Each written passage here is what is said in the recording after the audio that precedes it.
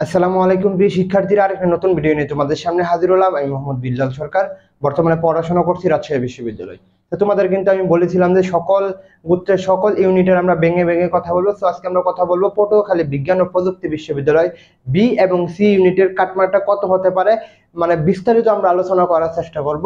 পটুয়াখালী বিজ্ঞান ও প্রযুক্তি বিশ্ববিদ্যালয়ের কি কাটমার্ক প্লাস সিরিয়াল কত দূর যাবে, কিভাবে কি হবে, সেই বিষয়ে কিন্তু আমরা কথা বলার চেষ্টা করব। এর আগে অবশ্যই বলবো কিন্তু চ্যানেলটা সাবস্ক্রাইব করে আমাদের পাশে থাকবে, কারণ আমরা কিন্তু সকল বিশ্ববিদ্যালয়ের গুচ্ছে সকল বিশ্ববিদ্যালয় সম্পর্কে এডমিশনের আপডেট প্লাস গাইডলাইন মূলক ওই বিশ্ববিদ্যালয় অনেস্ট রিভিউ দিচ্ছি।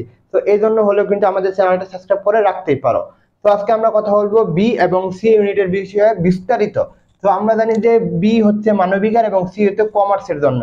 তো বি যে মানবিকের জন্য সেটার ক্ষেত্রে আমরা আগে দেখবো যে বি ইউনিটের সিট রয়েছে মোটামুটি 5500-র মতন সিট রয়েছে কিন্তু এই গুচ্ছের মধ্যে বিভাগ পরিবর্তন সহকারে, অর্থাৎ মানবিকের স্টুডেন্টরা কিন্তু সি ইউনিটে আবেদন করতে পারে। সেই হিসাবে কিন্তু সিট রয়েছে 5500। তো এছাড়াও রয়েছে যে ঢাকা, রাজশাহী, চট্টগ্রাম, জাহাঙ্গীরনগর, বিউপি, পরে হচ্ছে যে প্রাইভেট মিলিয়ে মোটামুটি ওইখানে সিট চলে যাবে কিন্তু 6000+। কত? 6000+। তো এই মোটামুটি দেখা যাচ্ছে যে এই 11,000-এর মধ্যে যারা থাকবে তারা কিন্তু চান্স পেয়ে যাবে যে কোনো একটি বিশ্ববিদ্যালয় ইনশাআল্লাহ। তো পটুয়াখালী বিজ্ঞান ও প্রযুক্তি বিশ্ববিদ্যালয় বি ইউনিটের কাটমার্কের কথা বলার আগে, পটুয়াখালী হচ্ছে আমাদের দ্বিতীয় সারির বিশ্ববিদ্যালয়। কালিয়া উঠানাকে দ্বিতীয় সারির বিশ্ববিদ্যালয়। পটুয়াখালী কি দ্বিতীয় সারির বিশ্ববিদ্যালয় হচ্ছে আমাদের গুচ্ছের মধ্যে, এবং এটা কিন্তু ভালো একটি বিশ্ববিদ্যালয় কিন্তু।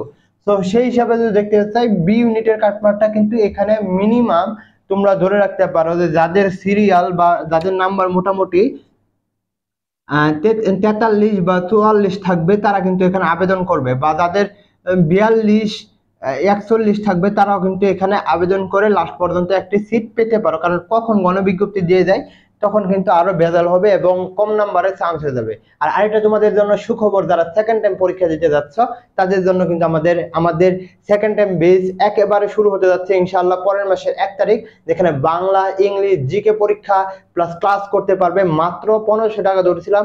1000 টাকার মানে 1000 টাকা তোমাদের মানে মাত্র কোর্স ফ্রি, এবং সর্বোচ্চ সাপোর্টটা পাবে 3-4 জন আমরা থাকবো এখানে তোমাদের support plus guideline plus class করানোর জন্য।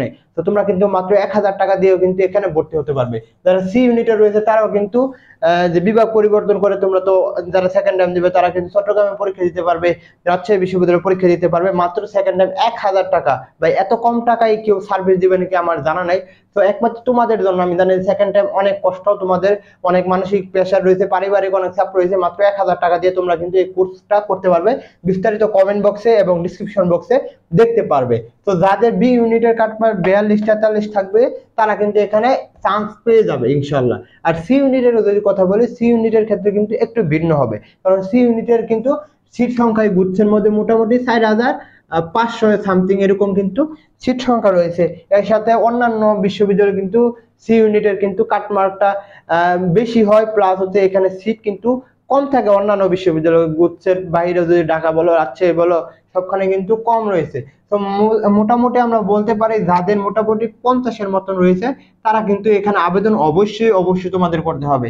আদার মানে না, এর ছাড়া কিন্তু পরে কিন্তু তোমরা যদি না করো তাহলে কিন্তু তোমাদের একটি সাবজেক্ট আসবে না। তো এই জন্য হলে কিন্তু তোমরা পটুয়াখালী বিজ্ঞান ও প্রযুক্তি বিশ্ববিদ্যালয়ের সি ইউনিটের দ্বারা 50 পেয়েছো, প্লাস 47, 48, 49, 50 যারা পেয়েছো অবশ্যই এখানে কিন্তু আবেদন করবে, যেহেতু দ্বিতীয় সারির বিশ্ববিদ্যালয় এখানে কিন্তু মেরিট অনেক পর্যন্ত যাবে।